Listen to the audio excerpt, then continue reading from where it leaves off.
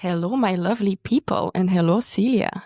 Hello again. So happy to be again on an episode with you, Julie. Yes, welcome to episode 3, guys. I think that today is going to be one of my many favorite, of course, but today we're going to talk about human design. Very exciting topic. Yes, yes. And I know that you prepared a lot of questions Hmm. because human design is a very big and complex topic at first. I'm very passionate about human design, so I could talk about human design for hours and hours. So thank God, Julie, you are here to structure the whole conversation and make sure that I'm not deviating into every corner and aspects of human design. And why I love it so much. So you will be my accountability buddy today to make sure that we stay approximately in Yes. line, which Okay. is actually very funny because you are not the most suitable person for that. But I think we will. I think I have a PhD in deviating, and also human design is also, I'm really passionate about it, and it's actually Mhm. all thanks to you. Oh, thank you. Yeah. Thank you. So I think maybe it would be a good start because human design, maybe some people know it, others are like, human what? I think it would be good to just start off with the fact, okay, why are you specifically talking about it? So maybe it would be a good idea to introduce yourself a little bit. Mhm. Okay, very good. So, what is very funny is that I grew up in a very intellectual, rational environment where my parents and especially my father were against religion and very like Hmm. in a very like extreme way, which on one side is wonderful because he always said that we are the ones choosing our path, we are in control. Our mind is such a powerful tool, and I really grew up with this in mind. And it's only later on that somehow I decided to connect more to my spiritual roots. I think we all have it in us. And it was part of why I always felt very different and I had the impression something was missing. So for a very long time, I was just the good girl, the perfect girl. I was like the first in my family, taking care of others, trying to not take up too much space. Um, like taking on very classical elite good studies that would lead me to corporate. That's also a bit the environment in which I grew up with my parents. Having also all the lineage of women in my family telling me, you need to have a stable job, you need to be financially independent. So all these thoughts were very much ingrained in me. And I thought that the more I was fitting into this box of the perfect girl, the more I would be loved. So I had really the syndrome of overperforming, of self-sacrificing, of people pleasing, trying as much as possible to be in this hustle culture. So my father is a manifesting generator. My mother is a generator. So there was no room for me to be a non-energetic being at home and to live up as who I was supposed to be. And then I arrived in this corporate world, like in this big 500, Fortune 500 companies, where y- there was a lot of egos, a lot of rivalry between women. It was a male dominated environment.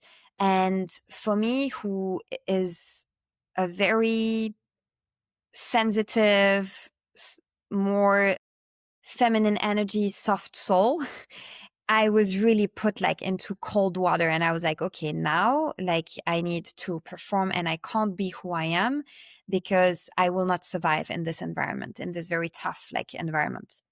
And on paper, I was very successful. Like I very quickly had a lot of responsibilities, having my bosses leaving for maternity leave. So being the one in charge, starting my career with like 23, I think. So very, very young. And I was like pushed into like high level positions. And even if I loved what I was doing because I was working in human resources, so it was closely linked to my essence, that is to be fascinated by human beings, I was very much disappointed because it was not at all what I pictured. I think I arrived with this idealistic vision of wanting to help people, wanting to develop people based on their strengths, and wanting to all work together as a team. And it was not like that at all. So on one side, the disappointment. On the other side, I was doing good and I was moving up the corporate ladder. And there was really, the more I was performing and the more I was moving up the corporate ladder, the more I was losing myself and the Mm. more I was um, actually just wearing a mask. And this dissociation was very, very strong for me. And there is one very specific moment that really struck me. I was already with my husband back then in a long-term relationship. And I was really like, I was feeling so miserable at work that I was also being miserable at home. And I was really disconnecting from myself, disconnecting from my family, from my friends, and also from my intimate relationship until the day where Thibaut just sat down with me and told me, like, this can't go on like that. Like, I'm really losing who you are. Like, you are not shining anymore. You are not the person like I met back then. And you are literally like making you sick for a job that will just like, um, um, that won't give you anything back. If you leave tomorrow, you are going to be replaced and it's going to go on.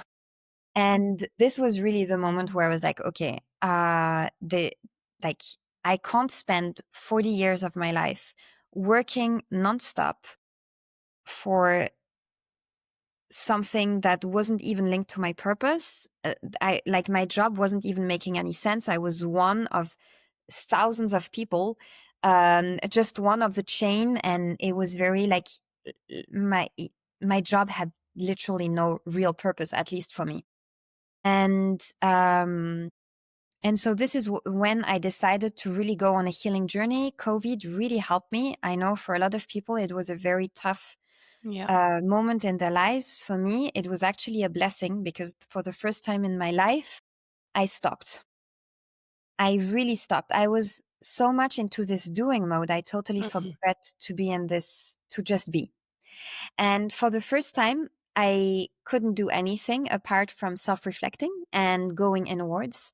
And this is when my true healing journey started. And this is when I dismantled all, like, I peeled back all these layers and all the traumas and all these things where on paper my family was a beautiful family. I was being successful, but behind all that, there is still trauma and there are still wounds and there's still so much I was carrying on. And this is when I slowly like made my way to being more curious also to alternative healing systems, processes.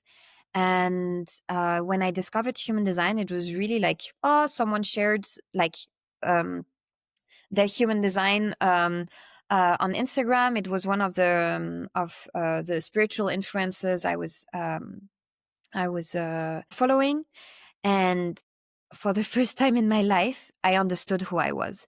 And this was very, very powerful because I was always the nerd for like personality tests and psychological tests and trying to understand people, myself, and blah, blah, blah. But it didn't really hit home to the extent to which human design did.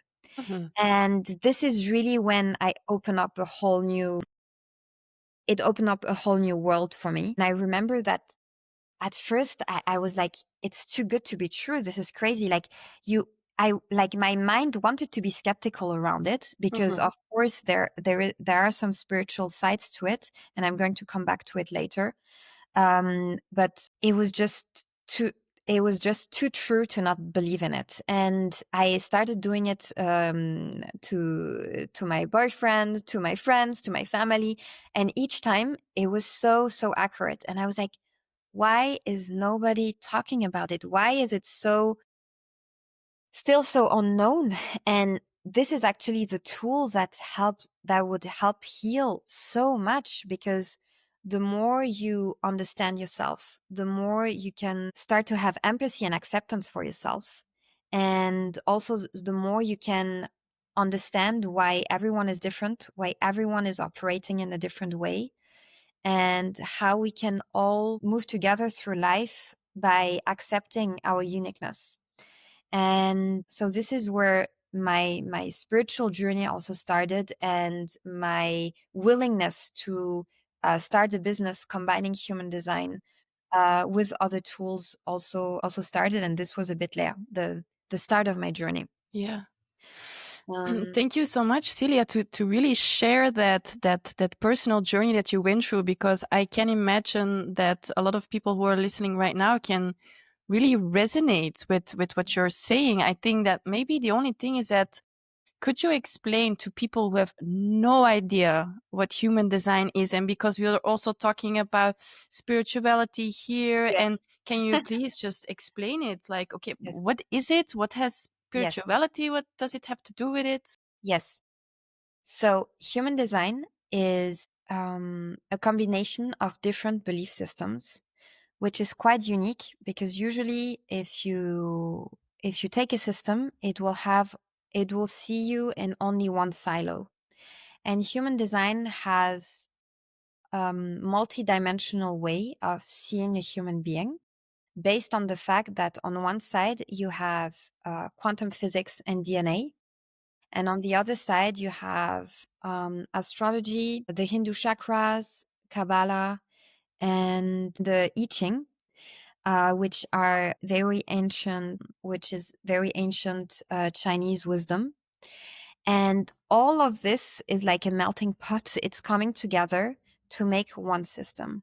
And so we see people in all their complexities and all their uniqueness. And basically, the intent of human design is, on one side, to help you better understand yourself and to come back to your authentic self. So before you have been conditioned by society, by your family, by your friends, by your teachers, who are you in your most pure essence? In your most, like, without all these boxes, without all these identities. And this is really something that is very freeing, because even if you take a personality test, it will give you an analysis of who you are in a very specific moment of time, based on how you feel in that moment. So oftentimes the results of a personality test are biased, based on how you think you see yourself, Mm-hmm. how you think that other people see you, what should be the right answer in this moment. So it's again the mind and the ego coming in, and when you are filling out the questions of a personality test. And it is also very individualistic. It's based on you. Human design is seen as a healing tool that, yes, starts with you, but the more you heal yourself, the more you align yourself with your authentic self, the more you will heal society as a whole, because you will be at the right, like at the right place at the right moment, with surrounded with the right people, with the right strength, with the right purpose.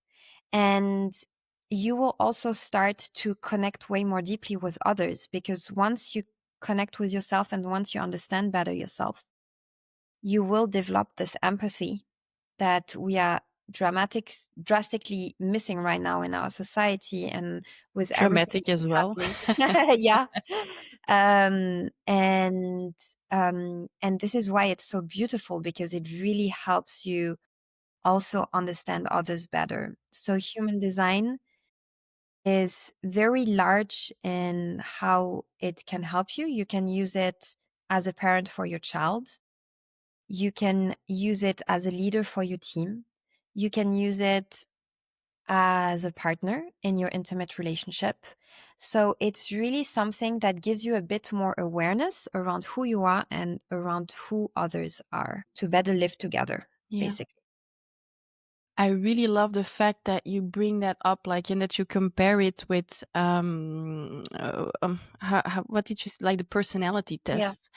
Because people could be like, okay, but the personality test, that's also very science based. The questions Mm, are asked like in the right way and everything. And also that you're saying, okay, it's not really only about like self development and getting to the core of who you are without conditioning, but it's also, it has a social underpinning.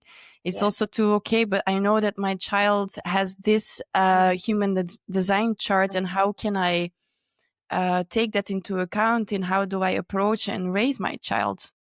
Also, the fact that when you're a team leader and you look at your team and be like, okay, if we can all understand each other's differences and also each other's zones of genius, what our Yes. strengths are, how can we make this team dynamic, how can we make this team dynamic like better, for instance? And also in your relationship, like to understand your partner a little bit more, especially when you're like an energetic type and a non-energetic type, that you can both like fill each other in and respect each other in that regard. Yes, definitely. And this is why for me human design is so unique. It's really how, and it comes back to also your vision, Julie, with This Is Yaya.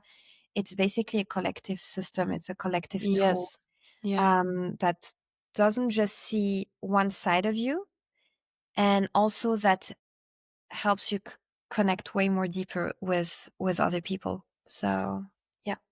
I remember that because I also come from a very medical, conventional Mhm. background, like science is the answer. And I still have, I'm happy that I have that foundation. So don't Yes. get me wrong, but the whole journey to open up a little bit more that we are more than just our hormones and our Mm. neurobiological system, it was, it took a while. And Yes. sometimes it's still, there's still some self judgment and shame around it, but there is more to us, like our energetic body.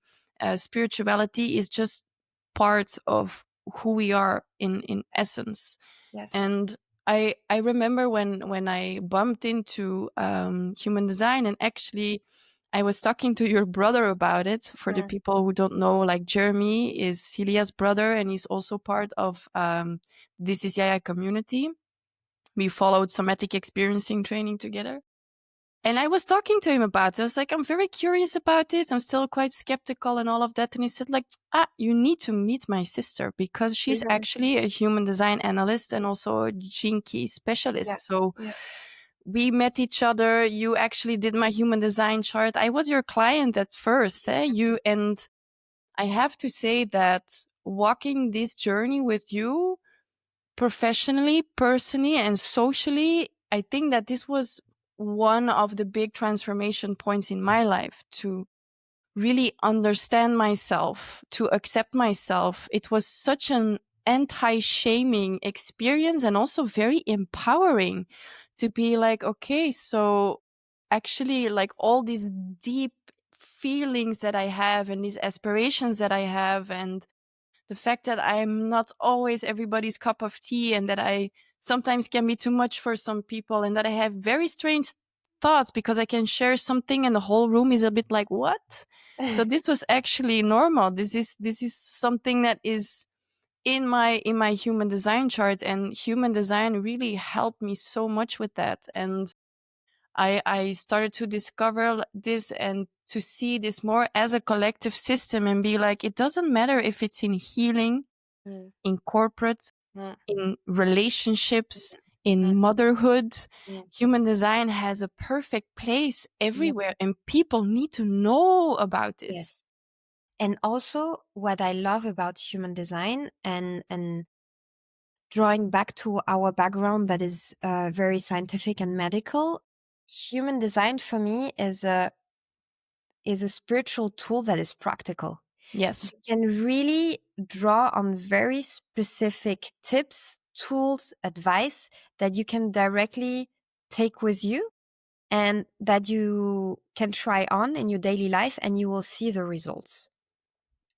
And this for me was something that also really helped me because, um, and I think you can resonate with that also, Julie, is even if we are open to spirituality, um, we still at heart have also this scientific background in us. And as you said, it's there for a reason as well. Hmm.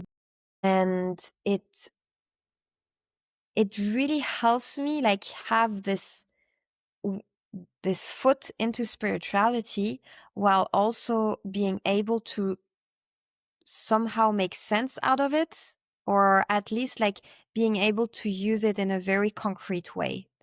And this is very powerful indeed. And thank you for sharing. Also, this is something I love in my client session, is when I see really like my clients open up and bloom and just say thank you, because it's so, actually I'm normal. And I always thought that something Are you was sure? wrong with me, like that something was wrong with me, or I was like I thought I was not enough or too much, or trying to be like someone else, and actually it wasn't really working, or there was a lot of resistance in my life, and I didn't really get why, because I had the impression I was doing everything right. And there's really this, okay, like it's even in their body language, it's very interesting to see how they shift and they say, okay, thank you, because now for me, it's okay to be like that. I'm not like second guessing myself. And, and it helps them. It's a bit like the permission they have to be themselves. Mm. That was a bit missing. And it's something very comforting. And at the same time, as you were saying, empowering, like Yes. you have the impression you can finally breathe. And, it's yeah, it's very beautiful to see the effect it has on different people who discover it and who finally discover who they are and who they are meant to be Mhm. also. That is very beautiful for me. Yeah. I think it would be a good idea to get a little bit into the nitty gritty about it, like because I can understand that people are now like, oh, okay, so wow, super interesting. You can use this in like every area of your life. You come down to your essence. It's almost like a fingerprint, like it's your unique blueprint, your unique Yes. fingerprints. Yes.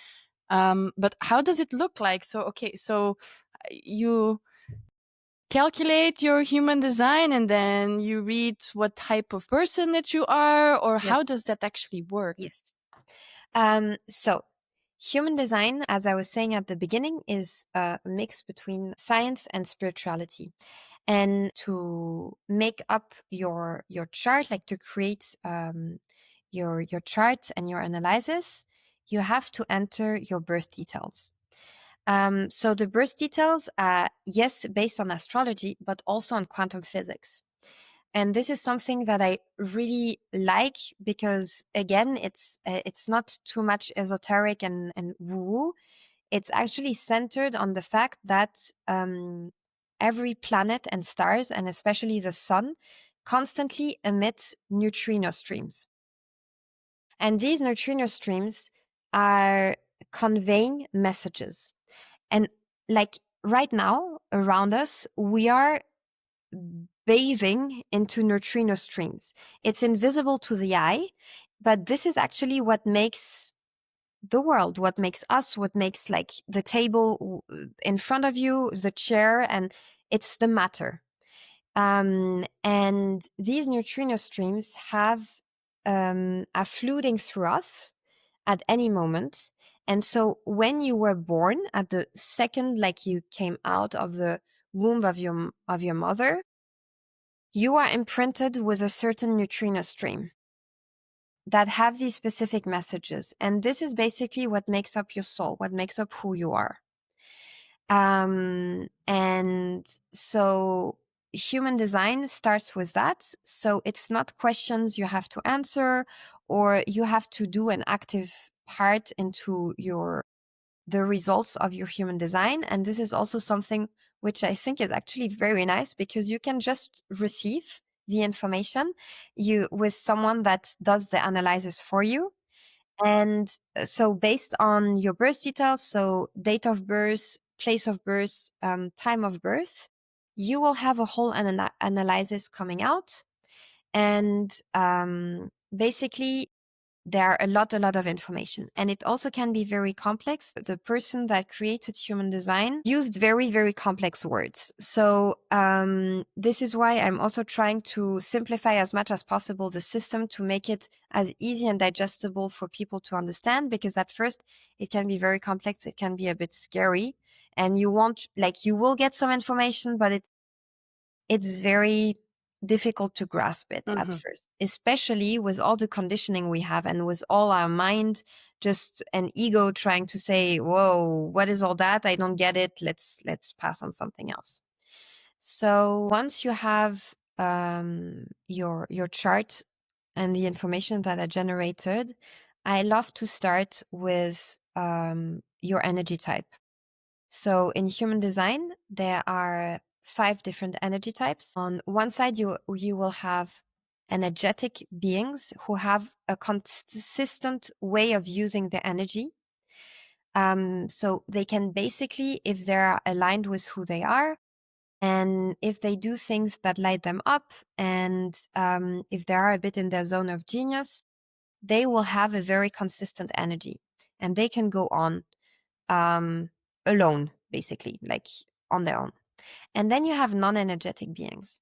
And non-energetic beings basically will have ebbs and flows in their energy. So they will have peaks of energy, especially if they're around also energetic beings, because they will draw a bit on the energy. This is why human design, if you see, is already very collective. It's based a bit on who you are surrounded with. It's not just based on you.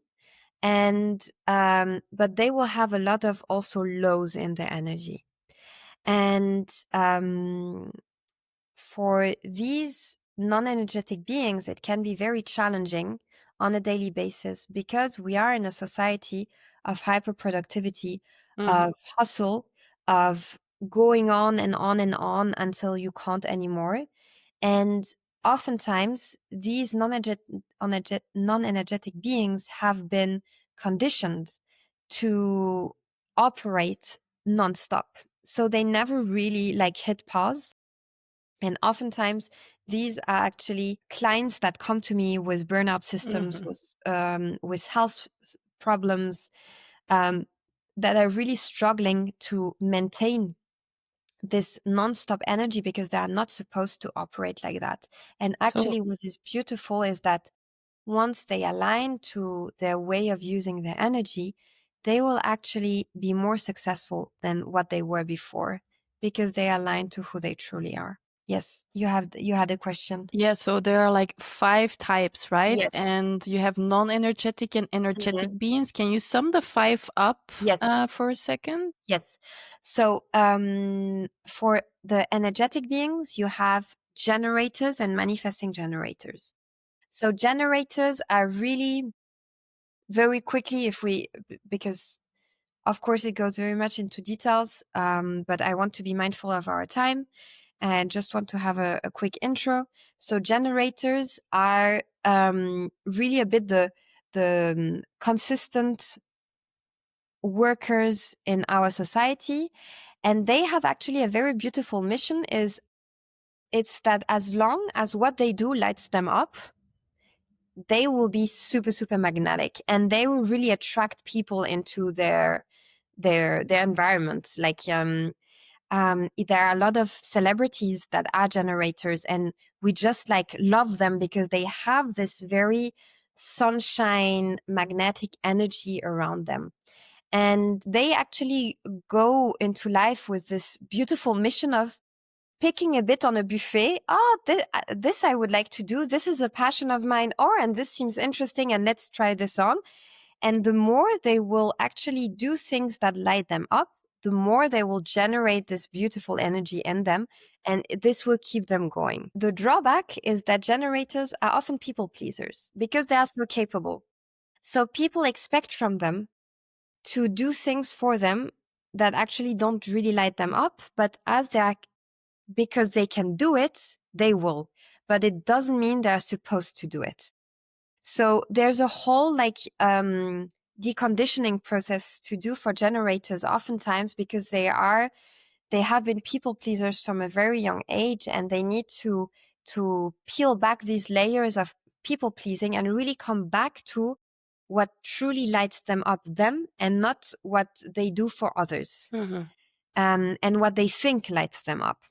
So this is for generators. Then we have manifesting generators. Manifesting generators, when they're aligned with their energy, are truly superhumans, because they have two energetic types in one. Mm-hmm. So they have on one side the manifestor energy, which initiates, which has these very bold visions.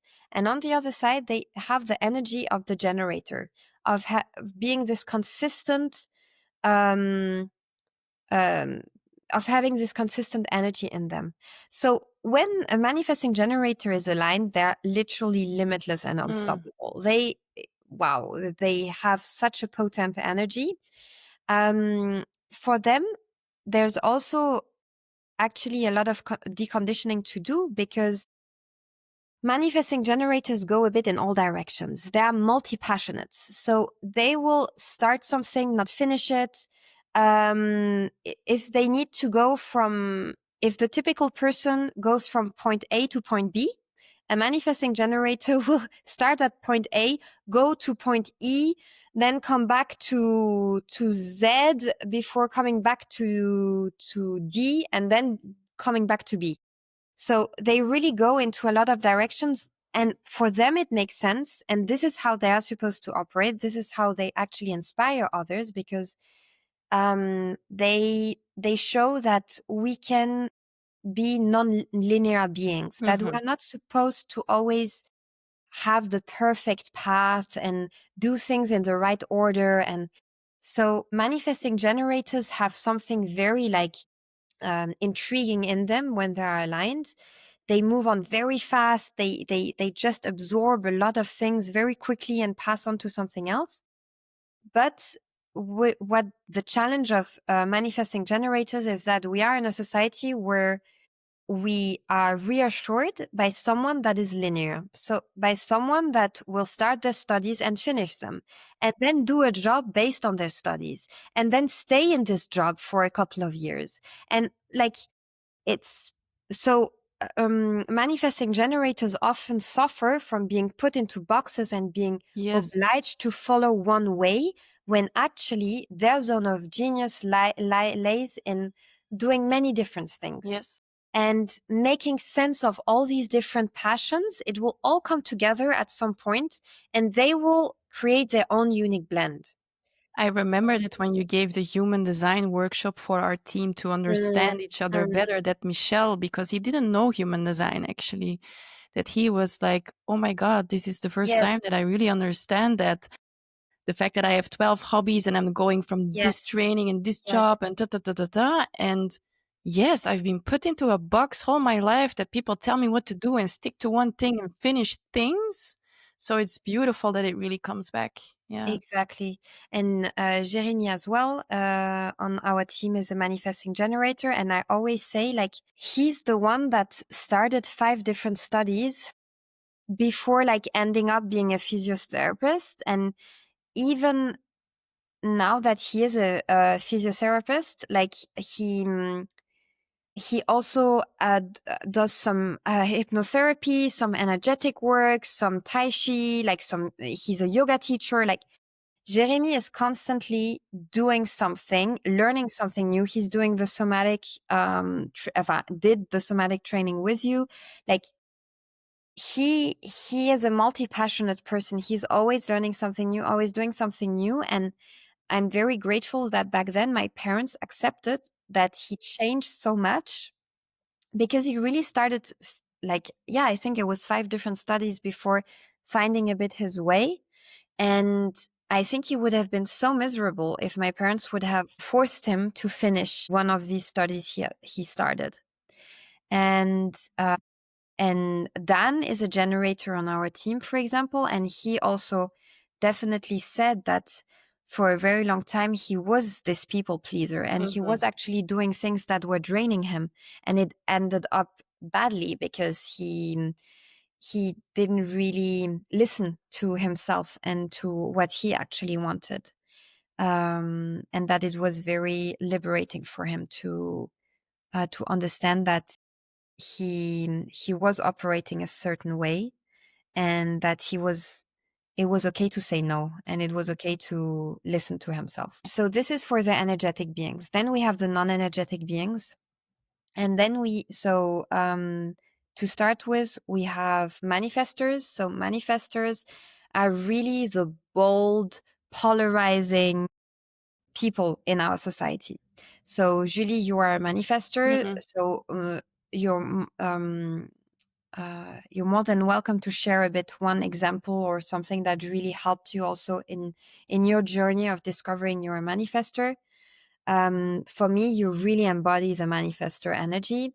So it's really this nearly this a bit like hate love relationship. So there are people that will be really drawn to you Mhm. without really being able to explain it. That will like they will love you. They could follow you like until the end of the world. If you just told them, okay, we go into this direction, they will do it.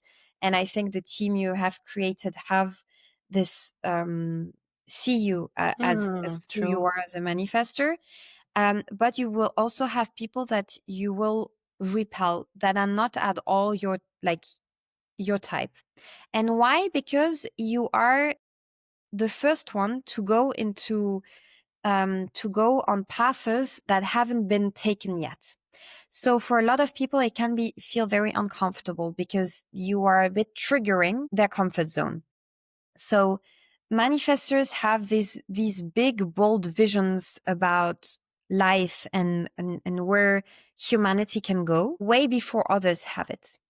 And you have very strong creative surges. And you are actually the one that have the most highs in your energy and then the most lows in your energy. Yes. It's true extremes. And it's very important to honor that, because the more you will accept your rest phases, the more you will be able to welcome your highs of creativity and vision and ideas. And you have really this capacity to channel innovative ideas that most people haven't really thought of. And fun fact is, a lot of queens and kings were manifestors back then.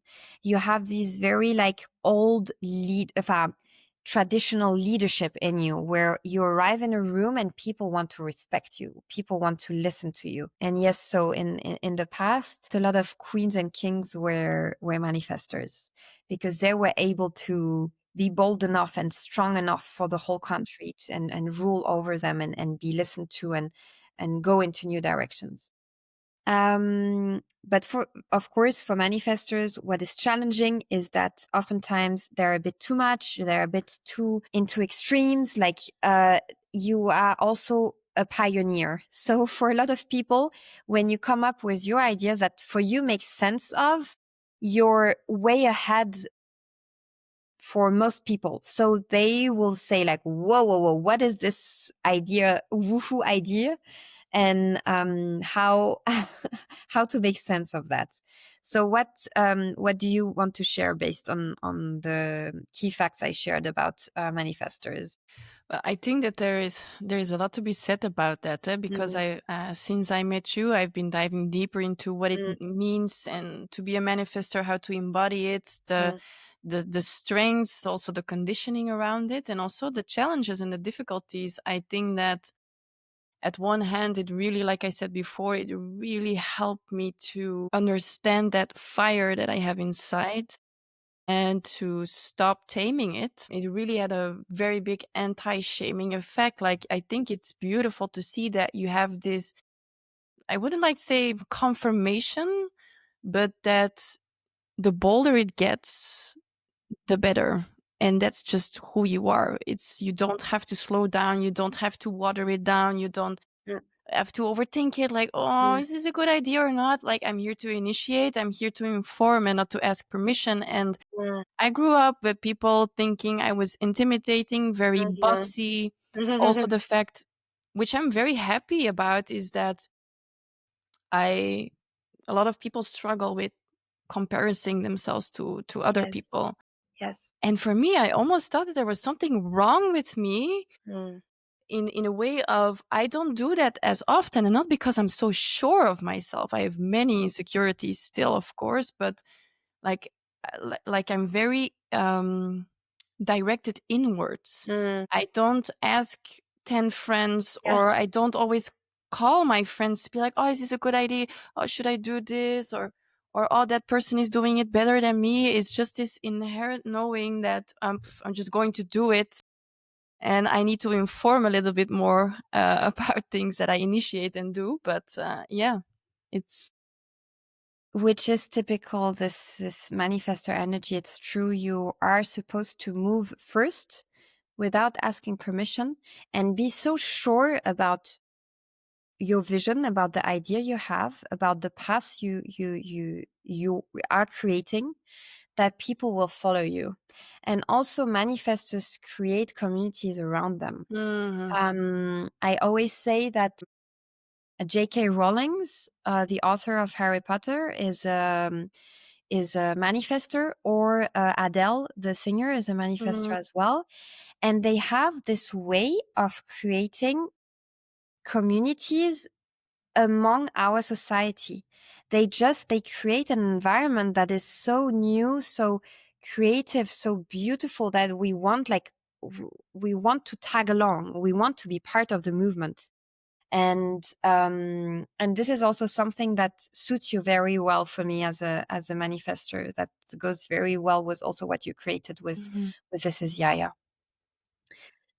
I think Um, that not only as a manifestor, but also as a non-energetic, and we will mm, come back mm, to the yeah. two other parts, Mm, is the fact to really understand the fact that you're a non-energetic in this energetic world, which is not always so easy, because sometimes you burst and I can move mountains, and then I need to lay in bed 4 days and I'm just really depleted. And I used to really be so frustrated about that. And sometimes actually I still am, because I know what I can do. I know what I can move. Sometimes I can come up with a whole new project in one one night night. that some people need a week or 14 days for.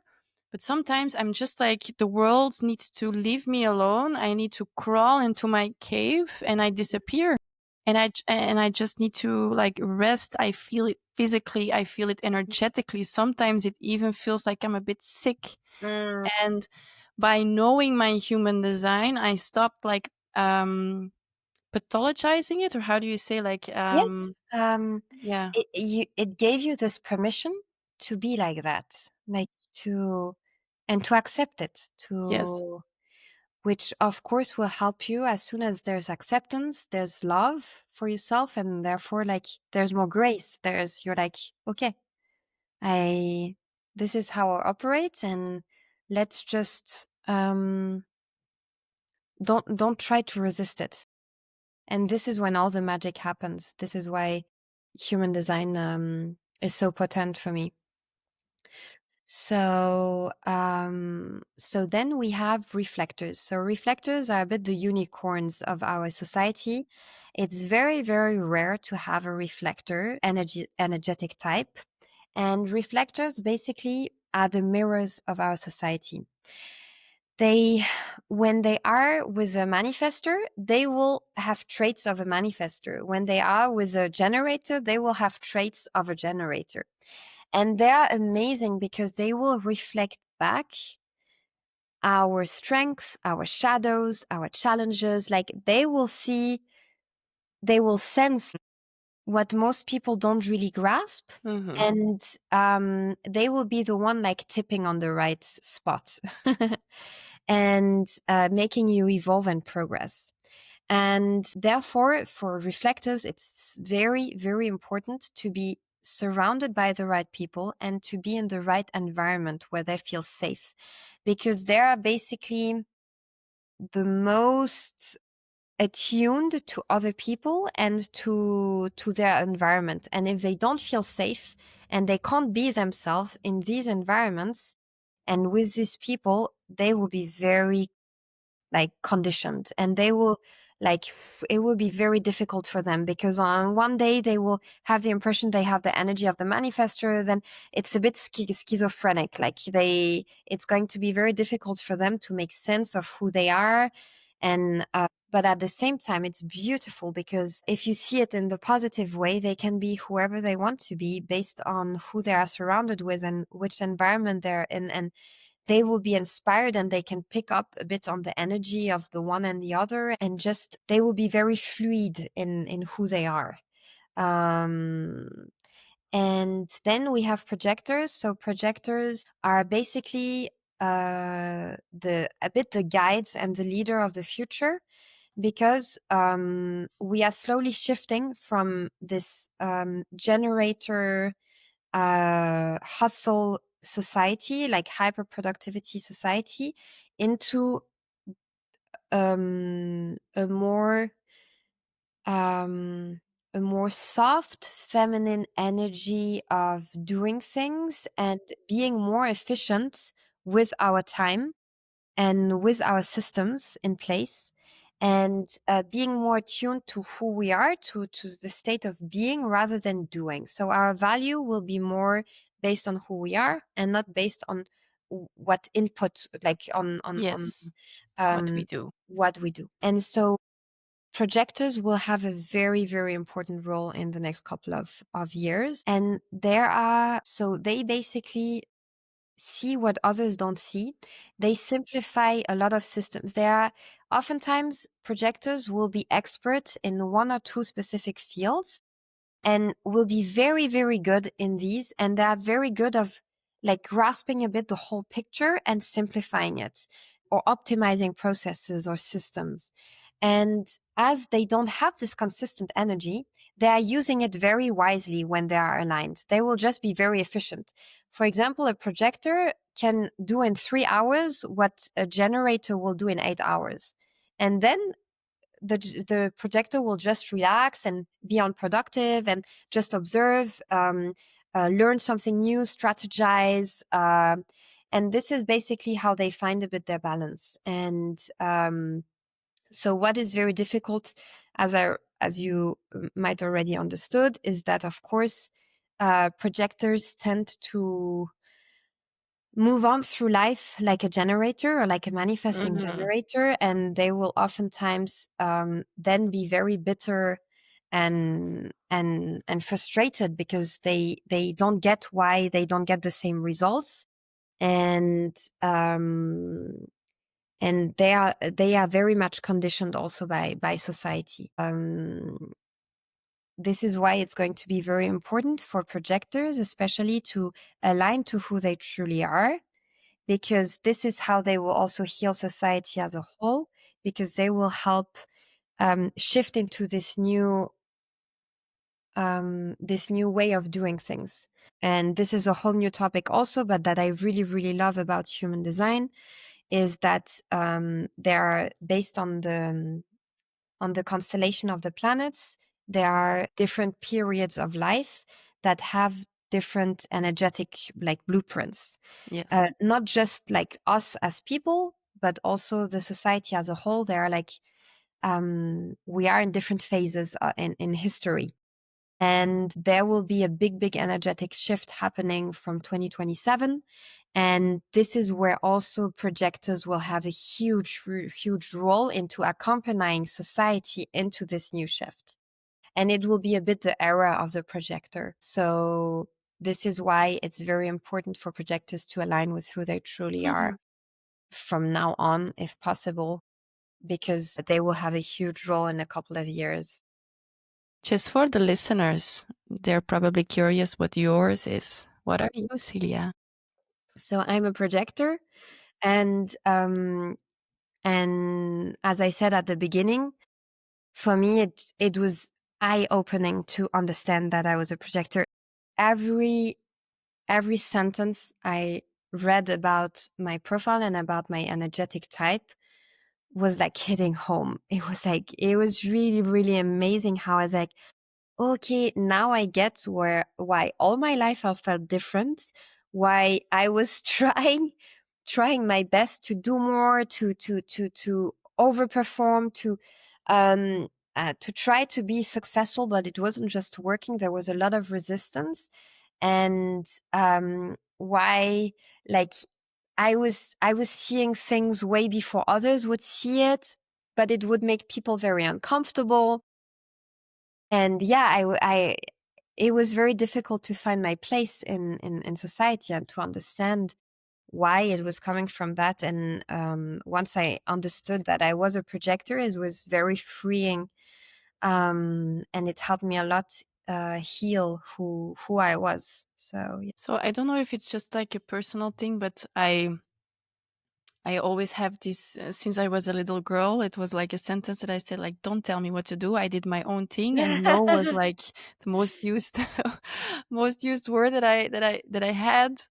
But for some reason, and I think it's the projector vibes, is it that manifestors tend to follow projectors more than any Ah, other energy type. Because when you that's say a very good. something, when you I completely trust it. Mhm. I actually go into this follower way a little bit more than just being like, don't tell me what to do. I will decide that for myself and I will initiate and do this. And if you want to Yeah. tag along, come with me. Yes. So, actually, it's a very good question, and honestly, I will answer from my interpretation and my perspective, because I'm not sure that it is like that for all combination of manifestors vs projectors, because as a manifestor, you are really supposed to don't really listen to others and really do your own thing and be very independent.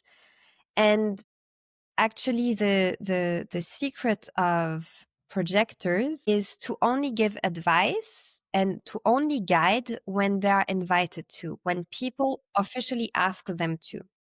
If, for example, today, like, you didn't ask at all for anything, and I'm just telling you, Julie, you should do that Oh, like that, it won't hit home at all. yes. You will have a lot of resistance, and it's not just you as a manifester, it's all energetic types. You will really, like, you will say, what? Like, back off, projector. What are you? Well, like, no, it's not your place at all. And this is something I really had to learn, because projectors are observing a lot. They are seeing nearly everything, and they want to share. They want to really, it comes from a good place, but it's like, no, don't do it. Because a lot of people are not ready yet, or it's not the right timing. And what I learned recently is that projectors actually guide more through their presence, through their energy, than what they are saying. And this for me was a whole new perspective on being a projector, because I was laying a lot of value on what I was saying, on what I was observing, on what advice I was giving, because I was thinking that would make me a good projector. This would give me value. This is how I would receive love from others. But that actually the most powerful projectors are the ones that speak less and that will just guide through their presence. Hmm. And I'm definitely not there yet, but for me, it was a very good way of. So, coming back to your question, I already got this feedback from my friends telling me, I remember one of my best friends telling me a couple of years ago, um, yeah, when we were at school, you told me that one day, and it really resonated. And I was like, wow, how do you remember that? Like, it was ages ago. And she was like, Celia, you don't realize the power of your words. When Hmm. you tell us to, if you would tell me jump out the window, I would jump out the window. Like, and I was like, wow. And so maybe it's linked to something else than me being a projector, but I would say that actually you as a manifester, maybe it's because you have been conditioned. And I know also your mom is a projector. So maybe you have grown up with the fact that you somehow had to listen to a projector. Um, It's but just trauma. but I found. how I see it is that if you are aligned as a manifester, you don't really need to ask for a lot of advice, and actually you can move on without a projector. I actually really love the fact that you stated that it's not only about words, but it's also about presence. And when I Yes. think like also like Jonathan and Sergio are also Yeah. projectors of the team, Yes. right? And Yes. like I noticed that with Sergio also a lot that Yes. just he doesn't say a lot, but when he says something, it's just his presence is already Yes. enough. He can just like shut up for 2 hours and it's so valuable to have him And in the room. and actually, this is also what I said during our team workshop, is that Sergio is so aligned by doing family and business constellation, Hmm. because you need to of course have some kind of presence to guide people into their journey, but also he's being very respectful in that regard, and he's letting people like do their True. own thing just by a bit guiding them. And for me, it's he's very much aligned by doing what he's doing, and it's beautiful that, yeah, without like knowing human design, he was actually very aligned already with who he was. And but you're totally right. Yes, it's true that he has this presence in him that just conveys some kind of authority and respect True. and leadership in him. Yeah. Mm.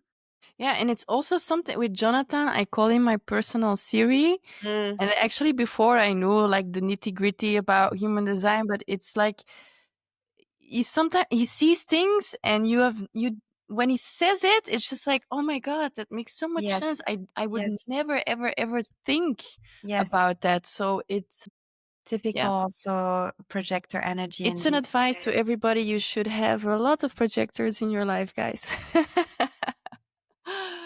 No, but so now we're just talking about types because human design it goes like so deep. yes. We are going to do many episodes on Mm. human design and like do different like topics around it because it's necessary. You can't really cover all of that in just one episode. But what are the most important things like besides knowing like your type? Because this is just like the Mm. beginning of the pyramid, let's say. Mm. And how do Yes. you go from there?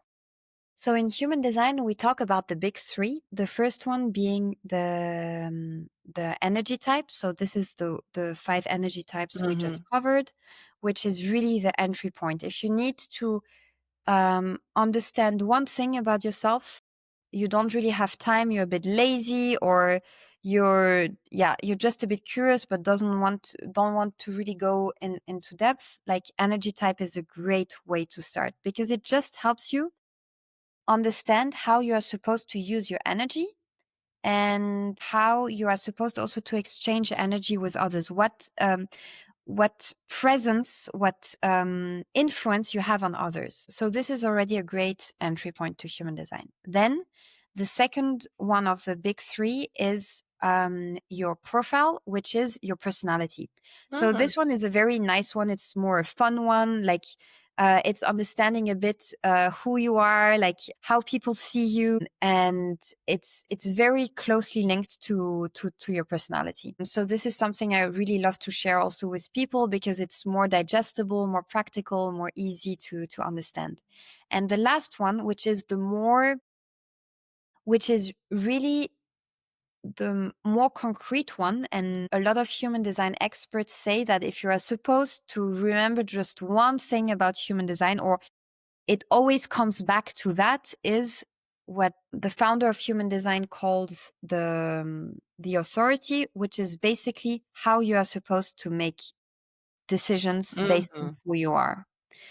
And it's very funny because it's true that if you doubt a bit, if you are in a phase where you are again like stumbling across challenges, like it's you don't really know who you are anymore, you're a bit burnt out, and then if you come back to how you are supposed to make aligned decisions, you will directly have like first results. Like it's the small wins that will directly give you this reward and satisfaction of, okay, I'm on the right path, let's move on.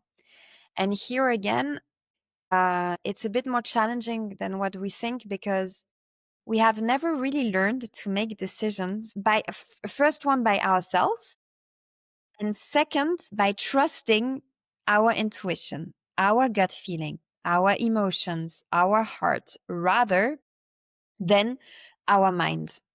And this is a beautiful healing tool to start to align a bit with your decision, your unique decision making process. I think that eight different ways of making aligned decisions in human design, and it's a whole process because you really need to disconnect your mind, which is closely linked to your ego, which will try to keep you safe because it's Hmm. the known, it's the comfort zone, and also trusting yourself more than you trust others and the opinion of others. And so there's a bit this fine line to find between like coming back to yourself, not necessarily being influenced by others for making your decisions, and also disconnecting your mind, or at least coming back to the wisdom of your body instead of rationalizing your decisions.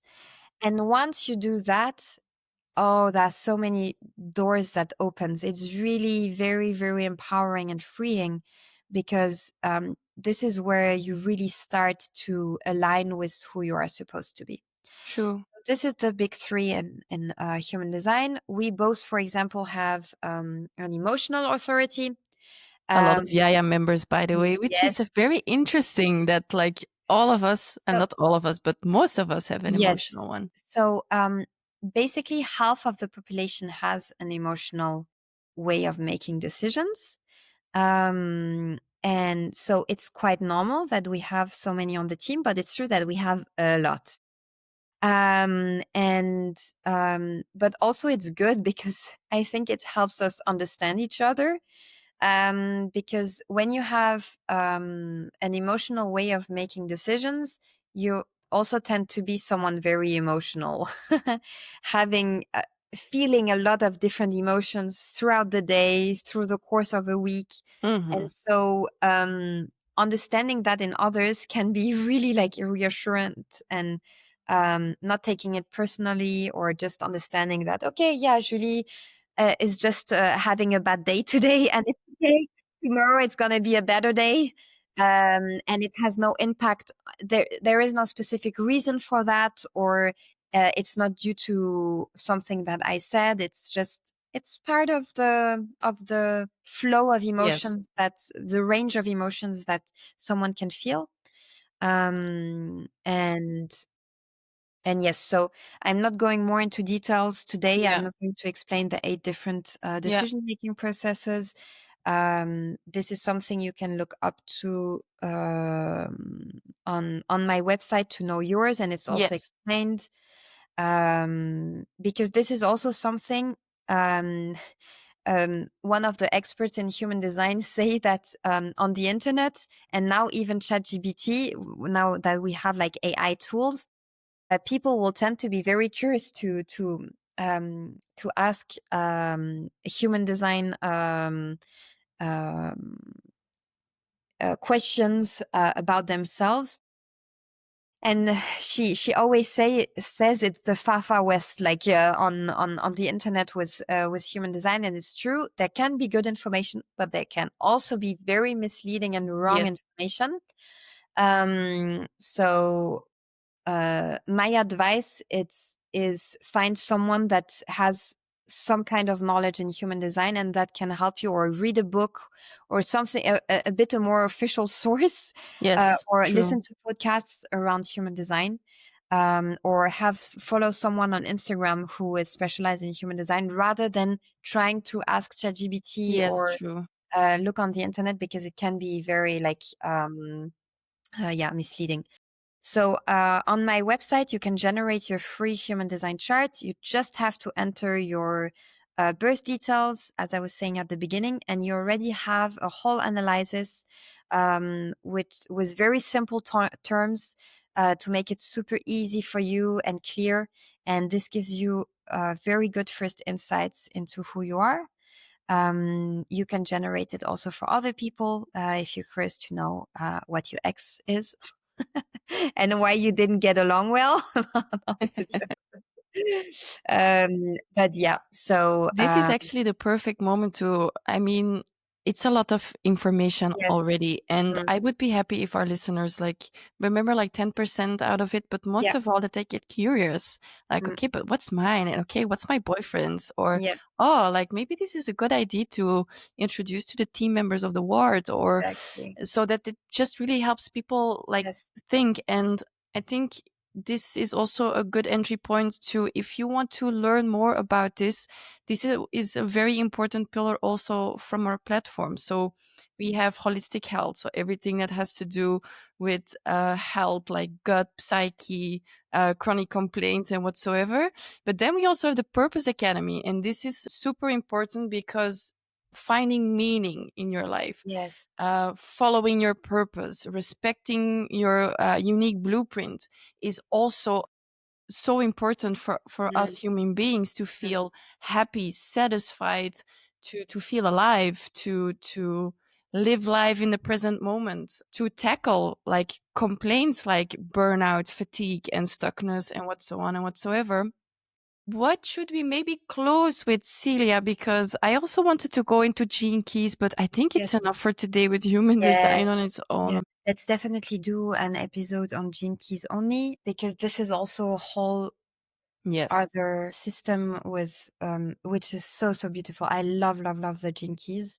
I think it even speaks a bit more to my soul than human design. Now that I have evolved also a bit more into who I am and my healing journey, and a lot of people don't know the gene keys, so that would be a beautiful other episode to tackle together.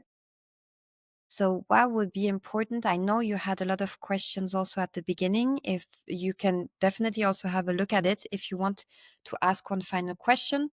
Otherwise, what I always love to finish with when I talk about human design is that it's one of many tools. Yes. It's not it's not a final answer to all your sorrows and wounds and traumas and um, always look at it with an open and curious mind. This is important. Arrive with it with a positive mindset. A bit like discovering a new game or a new book. Take what resonates and leave the rest, because human design is really like a book you read from time to time, let the knowledge integrate and come back to it a bit later and then read a bit more, or Hmm. a book that you will read once and come back a bit later to, like once you and you will notice things that you didn't notice the first time. Human design is it's not an You don't have to change yourself based on human design.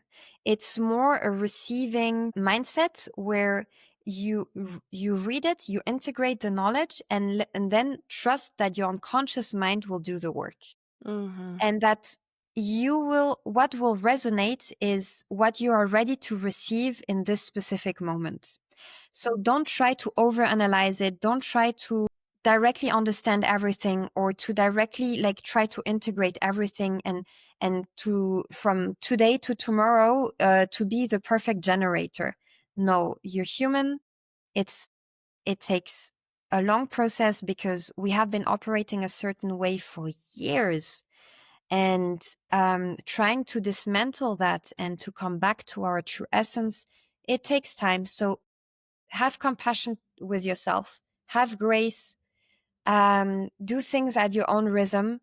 Don't try to get into your mind again and try to understand and grasp the system. Let it sink into your body, let it sink into your cells, like it's something very like deep and yeah, deeply rooted in who you are, like the neutrino streams that I was talking about that makes actually human design. It's the same. Let the knowledge sink into your cells again so they remember, or they make you remember who you Hmm. are. So yeah, just that it's not for everyone. I won't be the preacher of human design. I think it's such a strong healing tool. It can give you so much, but if it's not for you, it's okay. And don't try to force it. And try also, if you're curious, to find someone you trust to do the work with you. Yes. That is also something very important. If it's me, I'm more than happy to support you on the journey. But if it's not me, I even say to people, like, it's good that you chose someone else. It means that you trusted yourself, Yes. you listened to yourself, and you didn't force things with someone that you don't really truly trust. And I'm actually so yes, just listen to yourself when it comes to human design. I'm very happy that you say like what it is. Maybe it's not for it's not everybody's cup of tea. So what let's say somebody's curious Mm, and they do their human design mm, and they're reading through it and they're like, that's not me. mm, I don't recognize myself at mm, all. mm. Like how would you explain that? Yeah.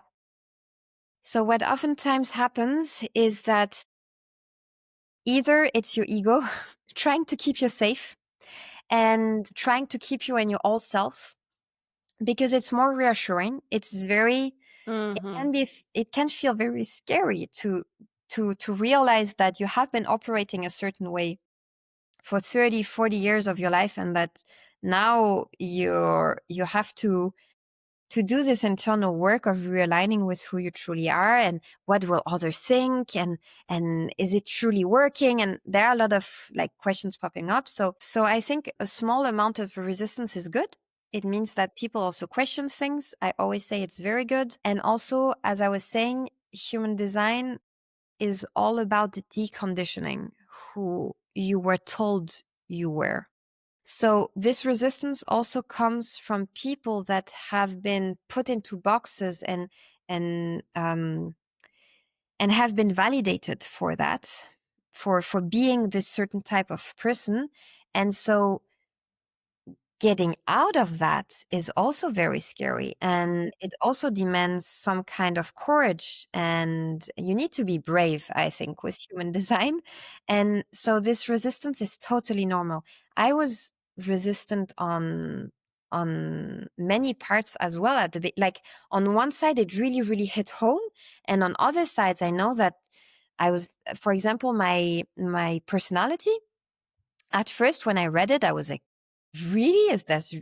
Is that really me?" No, like I'm not a nerd, and I don't have this presence on and this like influence on people, and no, I really don't see myself like that. But then, what was very funny is that the months that followed, without me actively trying to think about human design too much, I actually noticed Mm, how much I was aligned to my personality, but it was just, I wasn't conscious about it. I wasn't aware of it. Like I wasn't actively mhm. noticing it.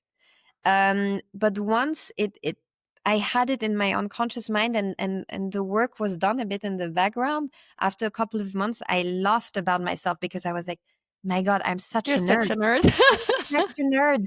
I spend hours on topic I'm passionate about.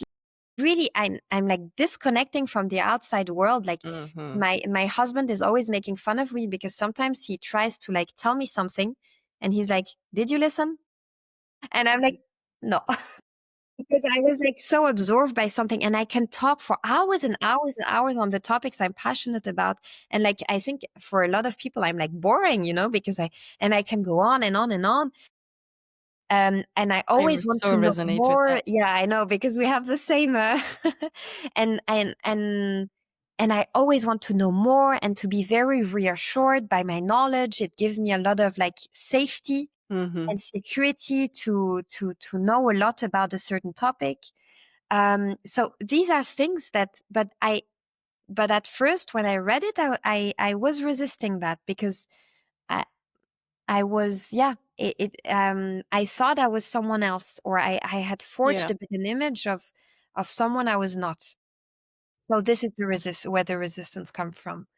I had that personally, like with the decision making process. Like, okay, I Yes. know I'm an emotional being, Yeah. riding the highs and the lows, and Mm, that some mm. days I can be like this and like that. Yes. But like waiting until deciding something was Oh, like, yes. no, I know it in the moment. I follow my gut, and then afterwards, Yes. I start like consciously be very aware of it. I'm like, but how many times did I say the yes, and I actually like realize, No, oh, yes. it's a no, and then I am stressed and I'm like mad at myself because I said yes. And now it's like more intuitively, I will take my time, where I will be like, if somebody asks me something, I will come back to you within 2 days and give you my response. And then maybe even like a day later, I already Yes. gave my response, but it's like building in that buffer to know that this is how you need to make your decisions, because now I feel very inspired and Mm, vibrant. But mm. tomorrow I might be very like, I need some bubble time for myself. So, Yes. yeah. And thank you so much for sharing this one, because this is also such a powerful one, and I totally resonate with that one as Hmm. well. Yes. So totally normal to be resistant, and actually it's very healthy. I actually say like l- congratulations if there is some resistance, because it means on one side you have the capacity to question things. You are not just blindly following what someone tells you. And secondly, it means that human design can help you. Human Hmm. design can help you heal, can help you align with who you are supposed to be. It means that you are operating in some areas of your life like someone you are not. Yes. So I love when people say that they're resistant. And you know what? It's like this really brings me back also to the fact that like understanding how other people's decision making process goes, Mm, because for instance, like Jonathan and Sergio are splenic, so for them it's very important that they follow like the nuance in their body that they feel at that moment. For generators, they need to feel like, for sacral people, they need to yeah. feel like they're yes in their Yes. sacral. So it's very different. So I don't want to rush people anymore, or trust the fact that how they make decisions based on what I know so far Mm, from human design. yeah. Yeah. Yeah. Beautiful. Okay. So this was another lovely episode. I want to thank you so much for taking time to have a conversation with us, not only with me, but also with the audience. So yeah, Yes, and if you're curious, we are here for you. yes. More than happy to support, and you can also share your big three if you want in the Yeah. comments. Oh, that would be Energy lovely. type. Yeah. I always love to know what people are like. This is really something I love, and yes, so just know that we are all here for you. There are a lot of people that have a lot of knowledge around human design now. Julie is a very good one. Jonathan also has a lot of knowledge around Yes. human design. So you can definitely also ask questions. I would have loved to have someone by my side at the beginning Mhm. of my human design journey. And yeah, more than happy to. I think it would be nice to, because part of the relaunch that we do, and like new website, this podcast, Mm, YouTube, mm, the online summit, we're mm. also like during this relaunch campaign, we want to start our first online digital community. And within that phase, it's actually free. So if you want to enter, go to our social media, go to our posts to see how you can get access to it. And maybe this is something, Celia, that we can work something out and Yes. do that for the community. Yes, definitely. Yeah. Very, very good idea. Okay. I'm Okay. already looking forward to that. Yes. Bye, Really.